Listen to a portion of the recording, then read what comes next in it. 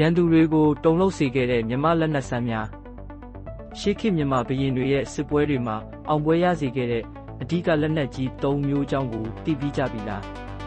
ပထမဆုံးကတော့ကဘာကျော်မြန်မာဓာတ်ပါမြန်မာဓာတ်တွေဟာတစ်ဖက်သွားတာအမျိုးအစားဖြစ်ပြီးပေါ်ပါသွက်လက်ဖို့အလေးထားပြုလုပ်ထားပါတယ်ဓာတ်ရုပ်ရှိတာကြောင့်နှစ်ဖက်ကင်ခုံလို့ရတယ်လို့မြန်မာတိုင်းကွက်တွေနဲ့ပေါင်းဆက်လိုက်တဲ့အခါအနီးကပ်တိုက်ပွဲတွေမှာရန်သူကိုအပြတ်သက်အသာစီးရစေပါတယ်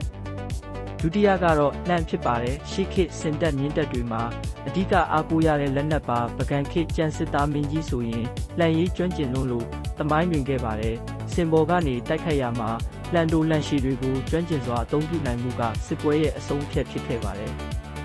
နောက်ဆုံးတစ်ခုကတော့အမြောက်ပါညောင်ရမ်းခင်းတဲ့ကုန်းပေါင်ခေတ်တွေမှာရန်လက်နက်တွေကိုစနစ်တကျသုံးလာကြပါတယ်မြန်မာပညာရှင်တွေကိုယ်တိုင်သုံးလုပ်ထားတဲ့ကြီးအမြောက်ကြီးတွေကိုမျိုးရိုးကာကွယ်ရေးနဲ့ခံတပ်တိုက်ပွဲတွေမှာရန်သူစစ်တင်မောတွေကိုနှမြုပ်ဖို့အသုံးပြုခဲ့ကြပါတယ်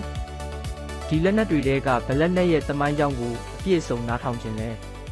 ခမက်မှာရေးပေးသွားပါဦးနောက်ဗီဒီယိုတွေမှာပြန်တွေ့ကြမယ်နော်